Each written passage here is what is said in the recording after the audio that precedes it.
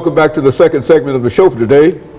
The topic is the population expansion or explosion in Africa, and Dr. LMadu has given us some information in reference to the world's population, and has indicated that Africa, in a real sense, is growing in terms of the world population. Let's pick up where we left off, Dr. LMadu.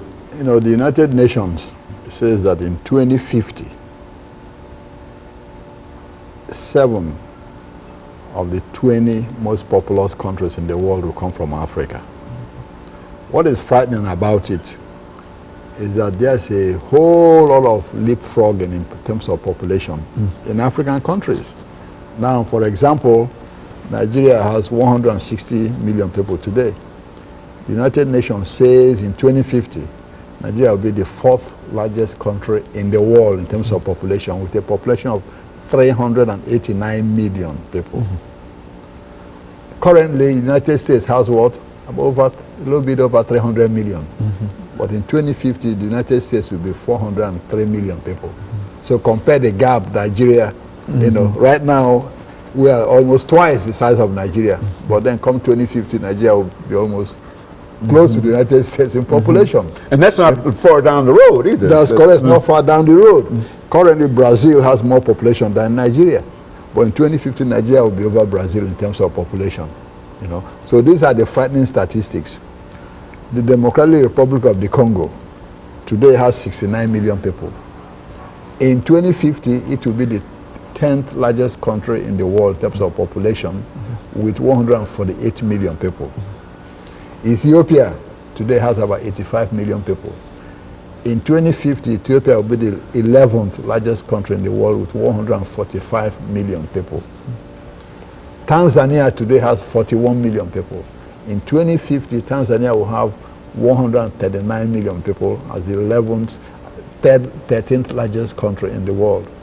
Egypt has 82 million people currently. In 2050, Egypt will have 128 million people, you know, being the 15th largest country in the world. Tanzania currently has 41 million people. In 2050, Tanzania will have 139. From 40 to 139 exactly, million. Yeah, from 41 to 139 million. Exactly. That's now, almost triple the size of the station. You're saying that the same thing about all of these nations that you make? That's correct. Kenya currently has 39 million people. In 2050, Kenya will have 96 million people, be the 18th largest country in the world. In the same year, Uganda, which currently has 32 million people, we have 94 million people. This is almost in a generation, Dr. LMadu. That's what you're saying. That's is correct. That within a generation that these countries are going to increase their population by 3 times. And is that what we're saying? That's correct, and that's what's troubling. Because if you look at the statistics, most of the countries that these countries will leapfrog are larger than they are now in terms of population. Okay, in 2050, in India, we'll have 1.6 billion people. China will be second with 1.2 billion people. Okay? Now, if you look at that, you know, difference, even between India and China, you see that China's population control is working. You remember China exactly. China was the first country that hit 1 billion mark, you know, and they've not moved far from there since then because the one-child policy is working. Exactly. That's the difference you see with the Indian population and the Chinese population. Exactly. That one-child, this thing is working in China. Now, what are the consequences of population explosion? When you talk of population explosion, you talk of population that is not being controlled methodically in growth. Nothing wrong with population growing, but it has to be controlled, in order for the basic infrastructure and all these things to work. Now in Africa, you have all these problems. Okay, population affects the economy. When you have a huge uncontrolled population, you have unemployment. Unemployment leads to what? Crimes. Now the government is not able to feed this population. It goes on what? Borrowing. And then when government falls in debt, the population gets even, you know, more hungry and all this, leading to social and political instability. A lot of these things you see in Africa are related to it. The environment. Let's take our waste management. Waste management as it is now in Africa is, you know, almost non-existent in some places. Okay, you have more population, then waste management even becomes a problem. Managing your waste. That's why people go to the streams and all this, you know, empty things that turn around and kill people. It affects the environment. You know, people are cutting down trees in order to build more houses. When they are cutting down trees to build more houses, what happens?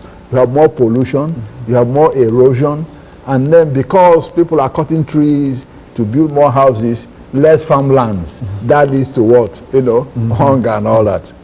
The political side of it, yes, when a population grows, the government finds it impossible to feed the people.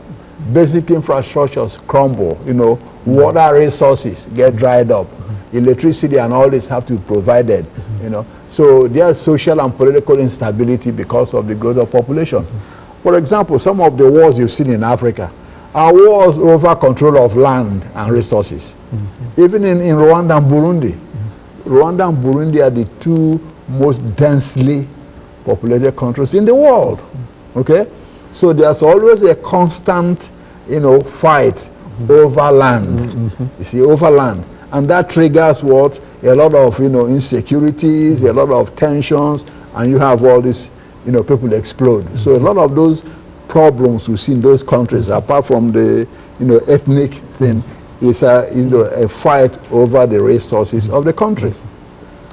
Now, having said that, what should some of these countries in Africa be doing in order to contain the, you know, control the population?